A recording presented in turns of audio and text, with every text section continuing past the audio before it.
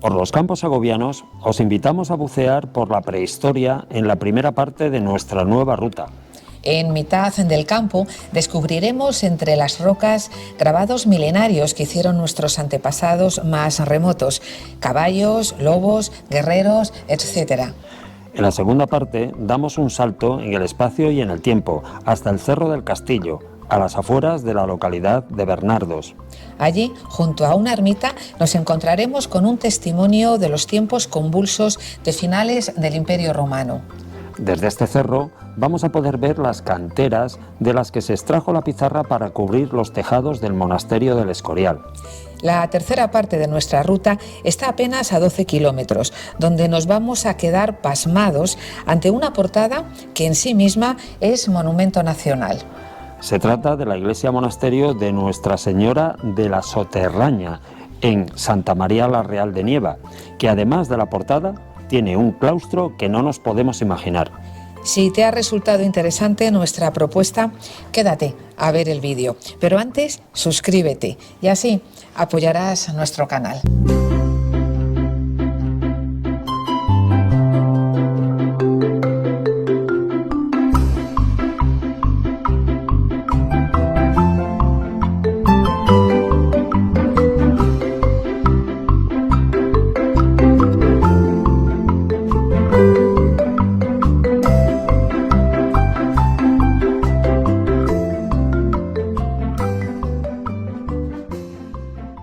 Hola, esta nueva ruta la vamos a hacer en la provincia de Segovia, en una zona que por estar apartada de las principales vías de comunicación es desconocida para mucha gente, pero que encierra unos tesoros increíbles. Nosotros hemos dejado el coche en Santa María la Real de Nieva y hemos venido hasta aquí pedaleando unos 7 kilómetros, porque en este lugar se encuentra uno de los yacimientos arqueológicos más increíbles y muy poco conocidos. Se trata de los grabados rupestres que se encuentran al aire libre en el Cerro de San Isidro, muy cerquita de la localidad de Domingo García. Así que vamos para allá.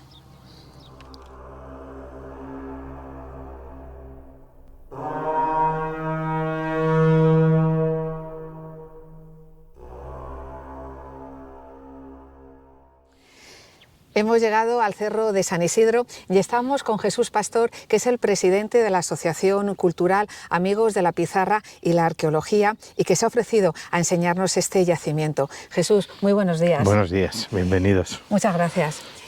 La primera pregunta es inevitable. ¿Qué podemos encontrar en este yacimiento? En este yacimiento lo que se va a encontrar son representaciones al aire libre de grabados tanto de época del Paleolítico Superior como épocas posteriores prehistóricas y luego un buen número de grabados de época histórica, fundamentalmente época medieval moderna. Aquí encontramos 57 grabados, de los cuales 43 son figuras conocidas que se identifican y 14 son trazos. Posteriormente se ha publicado una tesis doctoral sobre los grabados pospaleolíticos e históricos y en este conjunto ya primero que es más fácil de localizar por la técnica de realización y que superan algo más de los 1500. Jesús, si le parece vamos a verlos, ¿vale? Y así ya explicamos un poco la técnica. Vamos a visitarlo.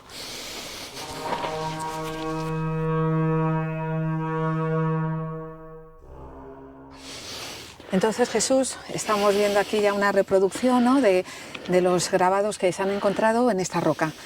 Cuéntanos un poco. Bueno, aquí lo que existe dentro de la ruta establecida por la Junta de Castilla y León, en los diferentes afloramientos de roca, hay que tener en cuenta que el material en el que estamos hablando son pizarras y esquistos.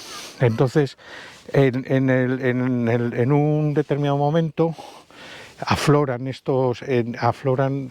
en el choque de placas, afloran todos estas pizarras, y en esas superficies, sobre todo las orientadas al sureste,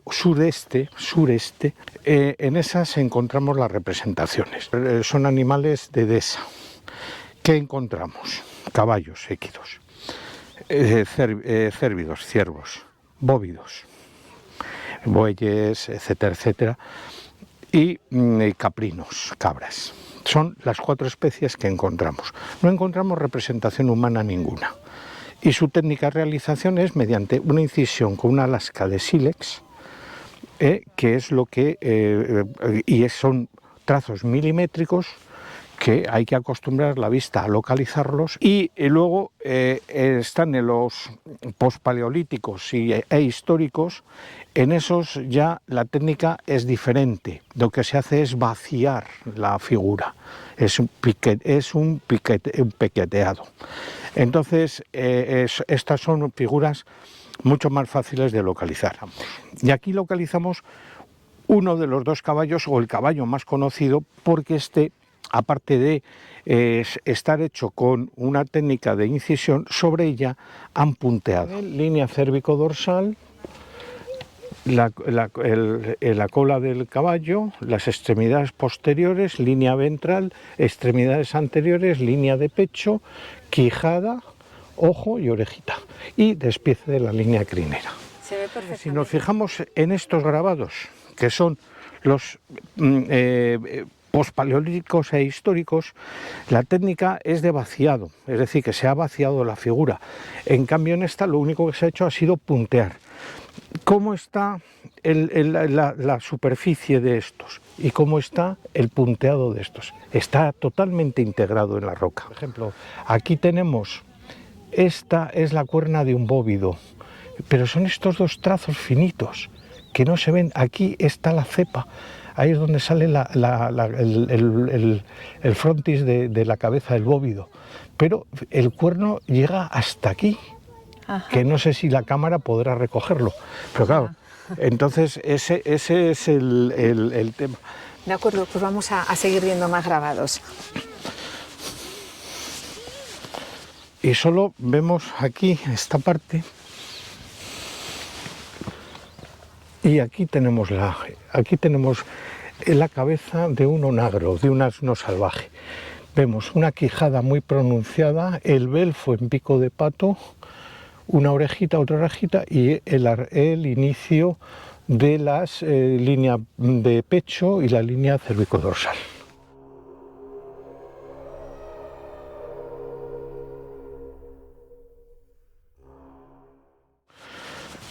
Bueno, aquí ya empezamos a ver figuras humanas, que es lo que preguntabas antes. Sí.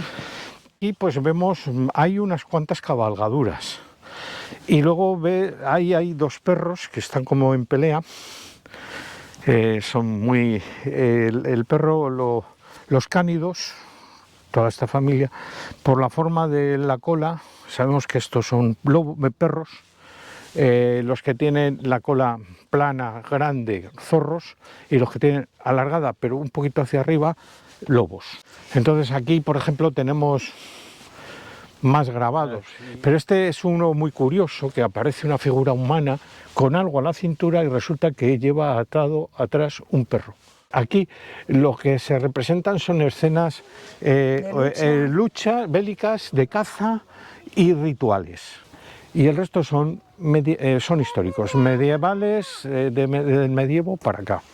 Y luego las agresiones, pues estas que de los clásicos. Y luego, pues en plan jocoso, aquí vemos una figura en la cual vemos una cabalgadura con la figura humana con una cruz latina sobre la cabeza, y en la mano derecha, con el brazo estirado, lleva un báculo, y nosotros le llamamos el obispo a caballo. Jesús, cuéntenos cómo se descubrió este yacimiento con estos interesantísimos grabados. Estos grabados son como consecuencia de un hallazgo casual, pero dentro de una línea que empezó en Foscoa, en Portugal, continuó con Siega Verde y remató aquí en Domingo García en el año 1992. Situado en un sitio estratégico. Y entonces vemos ahí las vaguadas naturales, en aquel pueblecito pues hay una charca, pero lo que nos hace sospechar es que toda esta zona estaba cubierta de charcas y robles. Nosotros hacemos visitas guiadas gratuitas. Para enlazar con nosotros pues es a través del teléfono de la asociación, que es el 644 893940, o bien a través del correo apiasegovia, todo junto, @gmail.com. Jesús, le agradecemos muchísimo este ratito que nos ha dedicado y nada, decir que están estas pinturas rupestres grabados, que no hay pintura. Vamos a corregir, que están estos grabados rupestres en el Cerro de San Isidro, que está en el término municipal de Domingo García, para que todos aquellos que lo deseen vengan a conocerlo, y eso sí, por favor, que sea la gente civilizada y educada y que no dejen señales de su paso por aquí. Jesús, muchas gracias. Gracias a vosotros.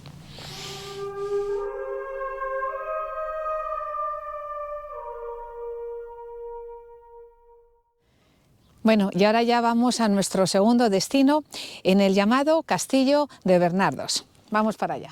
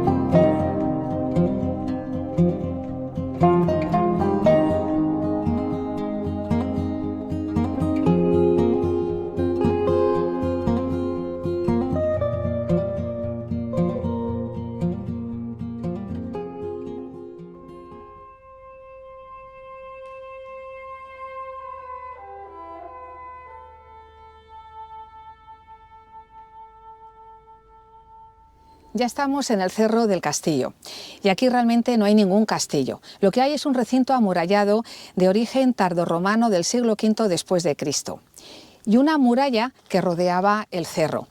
Esta muralla está hecha a toda prisa con lajas de pizarra muy abundante en esta zona y sin cimentación. Sin duda, la causa de este apresuramiento se debió a que en el Bajo Imperio Romano los habitantes vivían con mucha inseguridad debido a múltiples factores.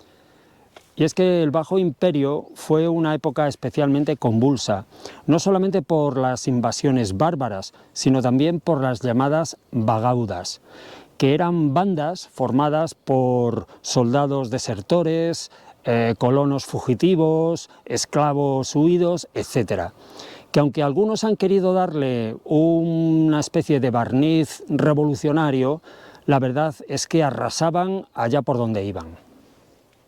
Aquí se han encontrado algunos materiales procedentes de las villas romanas de los alrededores, señal de que estas villas ya se habían abandonado, y los habitantes de ellas encontraron aquí un lugar perfecto para refugiarse.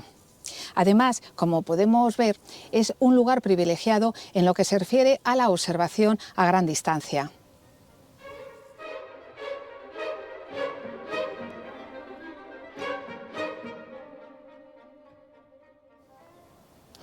En la parte norte está la única puerta que se ha encontrado. Es relativamente estrecha y flanqueada por 2 torreones. Se ve que se tomaron muchas molestias a la hora de protegerla. Por lo demás, la muralla se supone que tendría unos 4 metros de altura.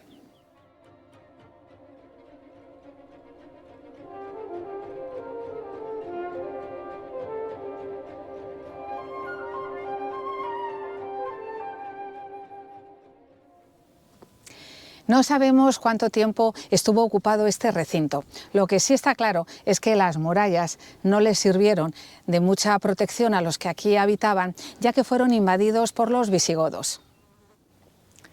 Andando el tiempo también estos fueron desalojados, en esta ocasión por los árabes, que lo que hicieron fue levantar una nueva muralla en el interior del recinto, más estrecha que la romana, cuyos restos podemos ver. Y en la parte superior del cerro, una alcazaba de la que ya no queda nada. A ciencia cierta, tampoco sabemos cuánto duró la ocupación islámica. Se supone que cuando Alfonso VI conquistó Toledo, ya el lugar estaba abandonado. Ahora, el único edificio que hay en el cerro es la ermita de la Virgen del Castillo. Según cuenta la tradición, la imagen de la Virgen fue encontrada en el año 1728. Al parecer, fue escondida por los habitantes del pueblo de Bernardos a raíz de la invasión musulmana. Cuando se encontró la imagen, el obispo decretó que fuese la imagen guardada en la parroquia del pueblo. Pero misteriosamente la imagen volvió ella sola. Entonces fue cuando el pueblo decidió construir aquí la ermita. En la actualidad, en el interior de la ermita hay una reproducción de la imagen de la Virgen, ya que la original se encuentra guardada en la iglesia del pueblo. Cada mes de mayo aquí se celebra la festividad de la Virgen. Y hay una tradición que consiste en que todos los años acabados en cero se sube la imagen de la Virgen desde el pueblo hasta la ermita, donde permanece durante 3 días. Pero debido a la pandemia, estas fechas se han alterado y la última subida se realizó en el mes de junio del año 2022, que no es acabado en cero. Por cierto, que en este año, en el 2022, la procesión que bajaba a la Virgen tardó más de 20 horas en llevar la imagen hasta el pueblo. Y eso que hay una distancia de poco más de 3 kilómetros. Ahí es nada. En la fecha que está aquí consignada, en 1866, los vecinos del pueblo hicieron la zanja esta en la que estamos ahora. Y se hizo para que la ermita pudiera verse desde la iglesia parroquial, porque, según las normas de la desamortización de Mendizábal, cuando una ermita se podía ver desde la iglesia del pueblo, esta ermita no se desamortizaba.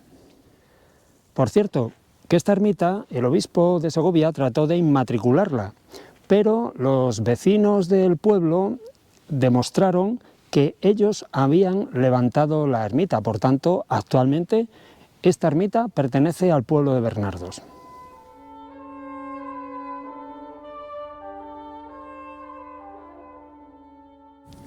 En este cerro y junto a la ermita, al otro lado del río Eresma, se pueden ver las antiguas canteras de pizarra explotadas en tiempos de Felipe II y que sirvieron para cubrir el monasterio del Escorial. Y hacia el sur vemos las actuales canteras que se encuentran actualmente en uso y que realmente ofrecen un paisaje verdaderamente lunar. Bueno, y ahora ya nos vamos a dar un salto hasta el siglo XIV para ver la iglesia y el monasterio de Santa María de Soterraña, en la localidad de Santa María la Real de Nieva.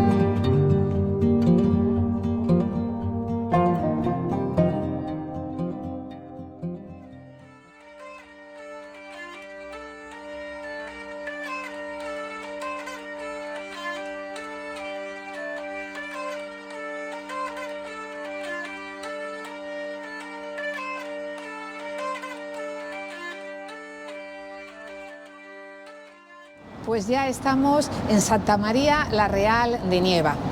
En el siglo XIV este lugar estaba completamente yermo, es decir, no había nada, hasta que en el año 1392 un pastor encontró escondida una imagen de la Virgen cerca de la localidad de Nieva.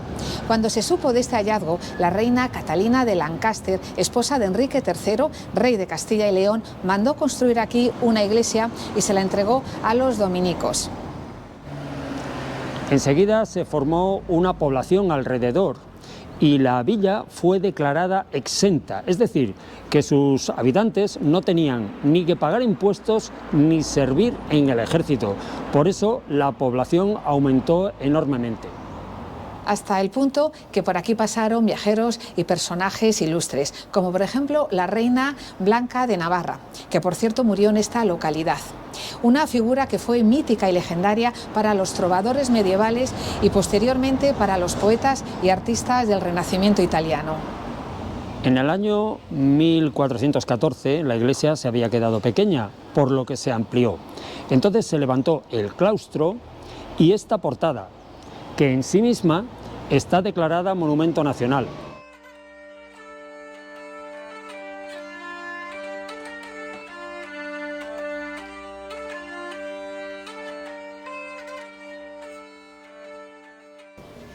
Todo en ella es un despliegue de simbología en imágenes.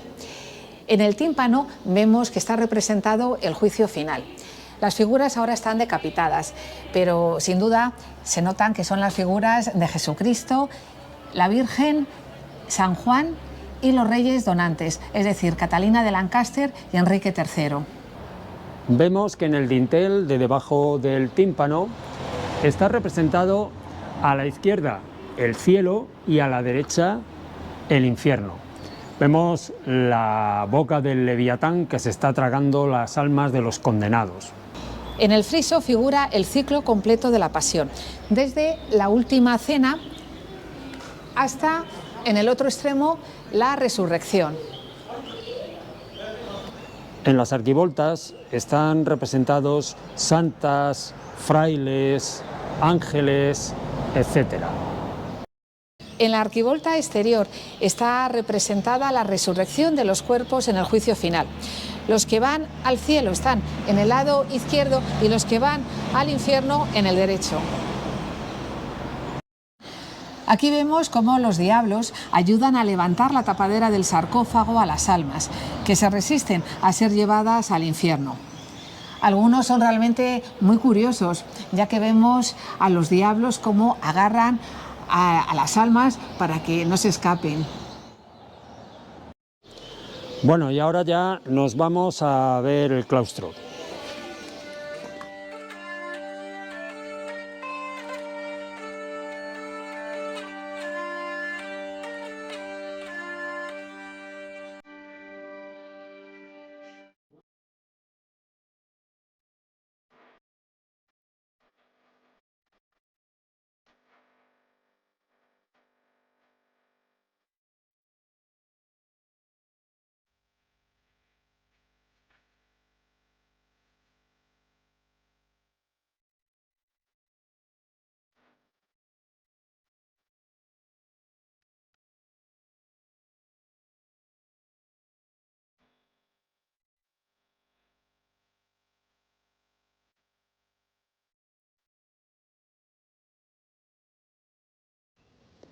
Este claustro es bastante atípico y un ejemplo palpable de que los estilos artísticos no cambian de un día para otro.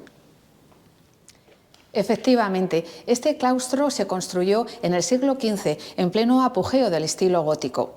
Pero parece que fue realizado 200 años antes. Nadie diría que es contemporáneo con la portada que acabamos de ver. Las escenas de los capiteles son de temática muy variada. Entre ellas podemos ver, por ejemplo, de temática religiosa, como la Anunciación o la huida a Egipto. También escenas de guerra, donde vemos a caballeros cristianos derrotando a musulmanes. Escenas clericales con la vida de los monjes. Escenas de caza, sobre todo del oso y del jabalí. Escenas campesinas y costumbristas, como un campesino encaramado a un árbol huyendo de un toro. Motivos decorativos como árboles, hojas, dragones, etc. También hay varias representaciones de este estilo, que son dos frailes o dos ángeles soportando a unos escudos. Este capitel de aquí es muy interesante porque tenemos a un caballero cristiano que está derrotando a un infante musulmán.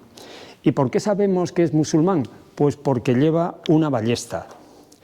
Antiguamente el Papa llegó a considerar que la ballesta era un invento diabólico, porque la verdad es que capacitaba a cualquier infante a matar con un virote a cualquier caballero por mucha armadura que llevara.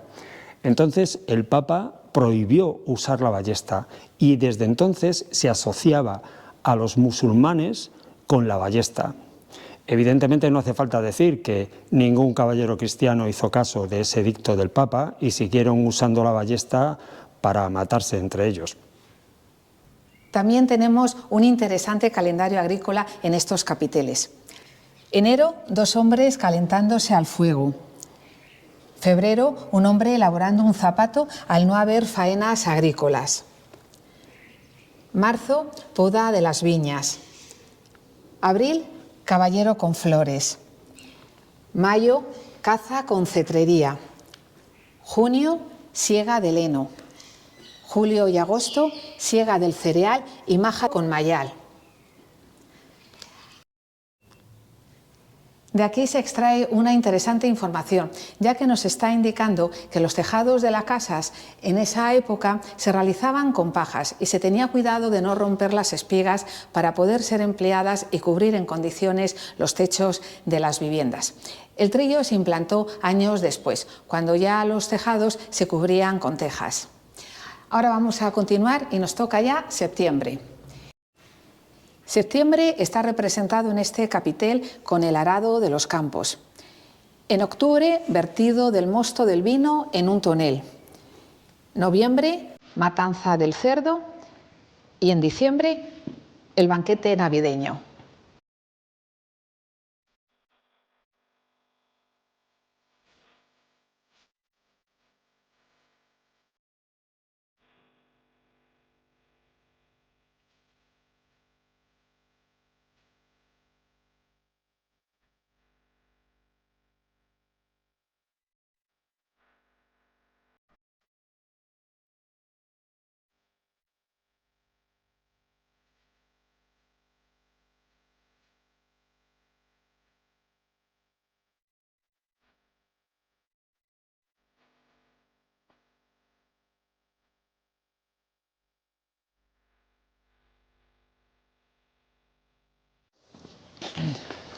Bueno, y aquí en este remanso de paz termina nuestra ruta de hoy. La verdad es que ha sido un auténtico placer pedalear por estos campos segovianos tan llenos de historia, de belleza y de sorpresas. Y como siempre os decimos, no dejéis de descubrir lugares nuevos en cualquier momento y época del año. Lo vais a disfrutar. Y tampoco dejéis en cualquier época del año de suscribiros a nuestro canal y darle al botón de me gusta, que a nosotros nos ayuda muchísimo. Y ya, hasta la próxima. Os esperamos ver a todos.